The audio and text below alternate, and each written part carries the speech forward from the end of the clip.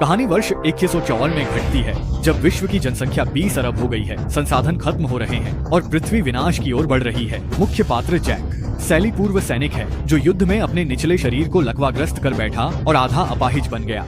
निराशाजनक जीवन में आज एक नया मोड़ आया है। अंतरग्रहीय कंपनी RDA से खबर आई है कि उसके जुड़वा भाई की अचानक मृत्यु हो गई है। इसलिए कंपनी ने जैक को अपने भाई की जगह पेंडोरा ग्रह पर अवतार परियोजना में भाग लेने के लिए बुलाया है। अवतार मानव और नावी के जीन को मिलाकर बना बाह्य भ्रूण है, जिसमें मानसिक संपर्क से मानव चेतना स्थानांतरित होती है। इससे इंसान नकली नावी बनकर पेंडोरा पर घूम सकता है और यहाँ की विषैली वायुमंडलीय परिस्थितियों से सुरक्षित रहता है। जैक का भाई इस परियोजना का वैज्ञानिक था। उसके महंगे अवतार शरीर को बेकार न जाने देने के लिए कंपनी को उसके जीन से मिलते जुलते जैक को भेजना पड़ा। और जैक का काम ये था कि वह नावी बनकर स्थानीय जनजाति की संस्कृति में घुल मिल जाए, उन्हें अपना घर छोड़ने के लिए मना ले, ताकि कंपनी वहां दुर्लभ और कीमती सुपर कंडक्टिंग खनिजों का मनमाने ढंग से खनन कर सके। कनेक्शन के बाद जैक सचमुच उस अवतार शरीर को सफलतापूर्वक नियंत्रित कर लेता है। वह तुरंत ही सब कुछ भूलकर प्रयोगशाला से बाहर दौड़ पड़ता है और खुलकर दौड़ने का आनंद लेता है। हाँ, बिल्कुल सही। जैक को मिशन से कोई खास मतलब नहीं था। उसने यह काम सिर्फ इसलिए लिया था ताकि वह दोबारा अपने पैरों पर खड़े होने का एहसास कर सके। असल में इससे पहले इंसानों ने स्थानीय लोगों से संवाद करने की कोशिश नहीं की थी, ऐसा नहीं है। पहले उन्होंने यहाँ एक स्कूल भी खोला था। अवतार परियोजना की प्रमुख डॉ ग्रेस के नेतृत्व में मिशनरी की तरह नावी लोगों को पृथ्वी की भाषा और संस्कृति सिखाई गई।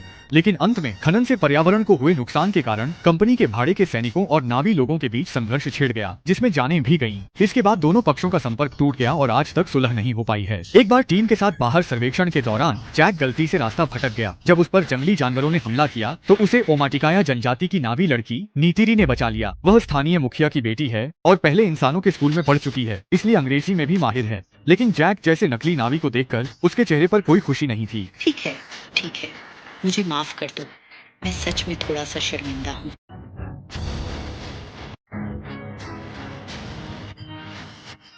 रात का पेंडोरा बहुत खतरों से भरा था और आखिरकार जैक को एक मजबूत सहारा मिल गया। साथ चलते समय जैक के शरीर के चारों ओर जेलीफिश जैसी कई चीजें आकर मंडराने लगी। नीतिरी ने जैसे कोई चमत्कार देख लिया हो, क्योंकि ये स्थानीय लोगों की आस्था की आत्मा की वृक्ष एवा के बीज थे। अब अचानक उनका प्रकट होना इस बात का संकेत था कि जैक साधारण व्यक्ति नहीं है। लेकिन इसके बाद बड़ी संख्या में आए नावी लोगों ने जैक को पकड़कर वापस कबीले में ले गए। पहले तो उसे वहीं सजा देने का इरादा था, लेकिन नीतिरी की मां, जो एवा के संदेशों को समझ सकती थी और साथ ही एक योद्धा के रूप में जैक में भी रुचि रखती थी, ने फैसला किया कि नीतिरी जैक को सिखाएगी, ताकि देखा जा सके कि क्या इंसानों के लिए अब भी कोई उम्मीद बची है। इस तरह जैक अनजाने में ही नावी लोगों और इंसानों के बीच संवाद का पुल बन गया। कंपनी के नेताओं को भी यह काफी पसंद आया, क्योंकि अगर बिना बल प्रयोग के नावी लोगों को वहाँ से हटाया जा सके तो लागत में काफी कमी आ सकती है। अगले दिन जैक ने भी औपचारिक रूप से यह सीखना शुरू कर दिया कि एक सच्चा नाविक कैसे बना जाता है।